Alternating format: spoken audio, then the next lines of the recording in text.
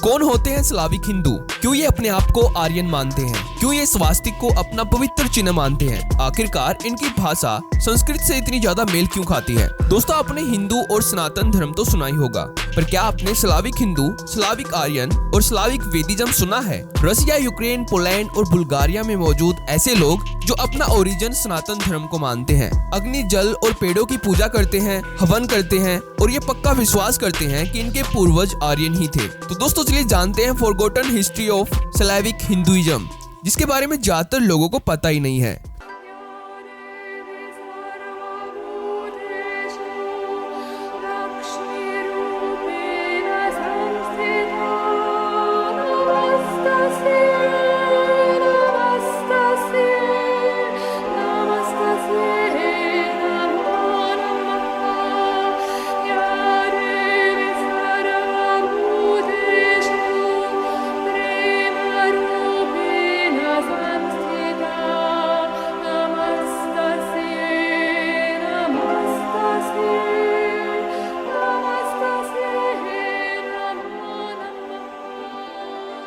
तो दोस्तों, सबसे पहले हम जान लेते हैं कि असल में स्लावी हिंदू या फिर कह लें स्लावी वैदिक लोग कौन होते हैं। दोस्तों, स्लाविक वेदिज्म, जैसे कि नाम से ही पता चलता है, स्लाविक वैदिक लोग उन यूरोपियंस को कहा जाता है जो अपनी सैकड़ों हजारों साल पुरानी प्राचीन वैदिक संस्कृति को फॉलो करते हैं। ये वैदिक लोग नॉर्थ एशिया से लेकर यूरोपियन टेरिटरीज में बसे हुए हैं, जैसे कि रसिया, यूक्रेन और बुल्गारिया जैसे देशों में। इन लोगों का डीएनए आर्यों से पूरी तरह से मैच खाता है, यानी कि जो R1A1 जीन्स आर्यन में पाए जाते हैं, वो ही जीन्स स्लाविक वैदिक लोगों में भी पाए जाते हैं। इसलिए इनके फेशियल फीचर्स इंडियन से मेल खाते हैं। जिस प्रकार से हम सनातनी हिंदू मूर्ति पूजा, प्रकृति पूजा, पुनर्जन्म और लॉ ऑफ कर्मा पर पूरा विश्वास करते हैं, उसी प्रकार ये स्लाविक वैदिक लोग मूर्ति पूजा, प्रकृति पूजा करते हैं, यानी कि ये लोग भी अग्नि, जल और पेड़ों की पूजा करते हैं और पुनर्जन्म पर पूरा विश्वास करते हैं। और दोस्तों, हैरानी की बात तो ये है कि जैसे सनातन धर्म में वेद होते हैं, वैसे ही इन स्लाविक वैदिक लोगों के पास अपने 3 वेद होते हैं, जिनको स्लाविक आर्यन वेदाज और वेदाज ऑफ स्लिक कहा जाता है,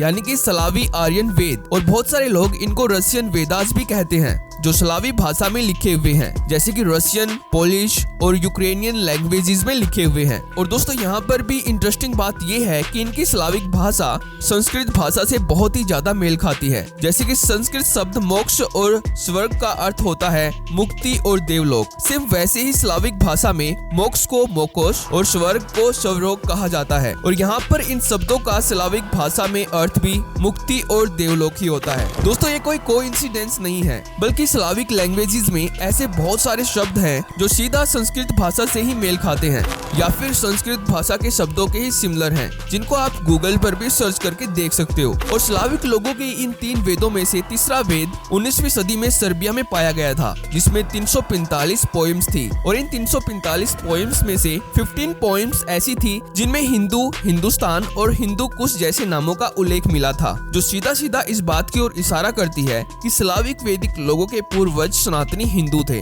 जो प्राचीन समय में आर्यों के रूप में आर्यवर्त यानी कि भारत से यूरोपियन देशों में आए थे। तो इसीलिए स्लाविक लोग अपने आप को आर्यन मानते हैं। और दोस्तों, केवल इतना ही नहीं, जब आप स्लाविक लोगों के भगवानों पर एक नजर डालोगे तो तब आपको पता चलेगा कि स्लाविक लोगों के भगवान सनातन के भगवानों से कितने ज्यादा मिलते हैं। फॉर एग्जाम्पल, जैसे कि सनातन धर्म में ब्रह्मा, विष्णु, महेश को त्रिमूर्ति के रूप में रिप्रेजेंट किया जाता है, वैसे ही स्लाविक लोग अपने भगवान शेवरोग, पेरन और डजतबोग को त्रिग्लेव यानी कि त्रिमूर्ति के रूप में रिप्रेजेंट करते हैं। और जो स्थान हिंदू धर्म में ब्रह्मा, विष्णु, महेश का होता है, वही स्थान स्लाविक में त्रिग्लेव का होता है। ऐसे ही स्लाविक वैदिक लोगों के भगवान सनातन धर्म में बताए गए भगवानों के बहुत ही ज्यादा सिमिलर होते हैं। स्लाविक लोगों की आर्यन वैदिक संस्कृति को देखकर बहुत सारे हिस्टोरियन और फिलोसोफर ये भी मानते हैं कि स्लाविक वैदिक लोग दक्ष प्रजापति की पुत्री माता दनु के बच्चे हो सकते हैं, क्योंकि ईरान, रशिया और यूक्रेन में माता दनु के नाम से बहुत सारी चीजों के नाम मिलते हैं। पर दोस्तों, हो सकता है कि ये सारी चीजें आपको कोइंसिडेंस लगे, तो इसलिए आपको पता होना चाहिए कि सन 2007 में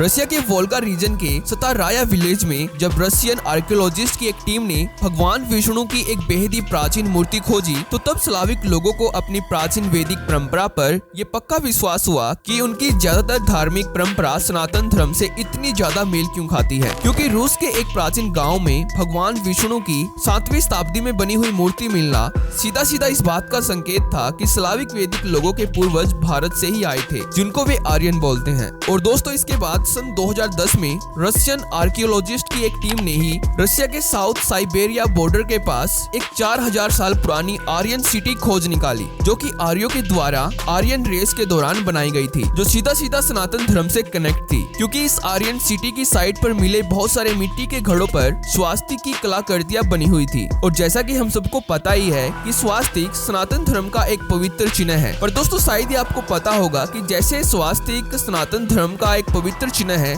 सिर्फ वैसे ही स्वास्तिक स्लाविक लोगों का भी पवित्र चिन्ह है, यानी कि स्लाविक वेदिज्म में भी स्वास्तिक एक विशेष पवित्र आकृति होती है, जिसका स्लाविक कल्चर में दिखना एक आम बात है। और दोस्तों सन 2010 से इस आर्यन सिटी के मिलने के बाद रशिया में हिंदू धर्म में घर वापसी करने की होड़ सी लगी हुई है, जिसको आपने बहुत सारी इंस्टाग्राम रील्स और यूट्यूब वीडियोस में भी देखा होगा। मेरा नाम सोफिया है, मैं रूस से हूँ। मैंने पापा से पूछा कि मैं इंडिया जा सकती हूँ, डील मांग रहे पापा। हाँ। मैंने ऐसे बोला। हाँ। तो पापा ने बोला ठीक है। तो क्या लगा आपको भारत में आकर के? ओवरऑल भारत में मेरा पिताजी रशियन, मेरा मम्मी यूक्रेनियन है और मैं अभी भारतीयन हो गया। मेरा मम्मी बोला तुमको जो है आपका देश का सुरक्षा करना, सैनिक बन जाओ। तो मैं कमांडो स्कूल में मैं आर्मी ऑफिसर बन गया। अच्छा। मैं यूनिफॉर्म में था और एक आदमी एक साधु आ गया, बोला ये भगवत गीता ये सैनिक लोगों के लिए है, आप जैसा। अच्छा मैं सैनिक हूँ, चलो ठीक है दे दो। जब भगवत गीता मिल गया मेरे को, आहा संपूर्ण प्रश्न कि कैसे रूस और यूक्रेन के हजारों लोग सनातन धर्म अपनाकर भगवान श्री कृष्णा के सच्चे भक्त बनते जा रहे हैं, क्योंकि दोस्तों सालों से यूक्रेन और रशिया के ज्यादातर लोग स्लाविक वेदिज्म को फॉलो करते आ रहे थे, और अब इन डिस्कवरीज के कारण इनको पता चल चुका है कि उनका असली रूट सनातन धर्म ही है। इसलिए अब ये स्लाविक वेदिज्म से सनातन की ओर बढ़ते जा रहे हैं, और एक दिन ऐसा आएगा कि हमको यूक्रेन और रशिया में सनातनी हिंदू लोग ही देखने को मिलेंगे, क्योंकि दोस्तों रशिया और यूक्रेन में ऐसे वैदिक कल्चरल सेंटर्स और टेम्पल बनाए जा रहे हैं जहाँ पर स्लाविक वैदिक लोग सनातन धर्म को और अच्छे से जान पाएंगे।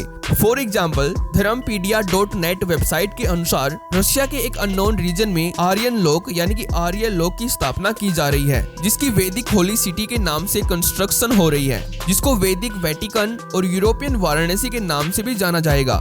रूस में ये आर्य लोक साल 2025 तक बनकर पूरी तरह से तैयार हो जाएगा, जहाँ पर स्लाविक वैदिक लोग अपने पूर्वज आर्यों और सनातन धर्म के बारे में और डिटेल से जान पाएंगे। तो दोस्तों ये थी फॉरगॉटन हिस्ट्री ऑफ स्लाविक वेदिज्म। अगर आपको वीडियो अच्छी लगी तो वीडियो को लाइक जरूर कर देना, और अगर आपको मेरा काम पसंद आता है तो प्लीज चैनल को जरूर से जरूर सब्सक्राइब कर लेना। तो थैंक्स फॉर वॉचिंग।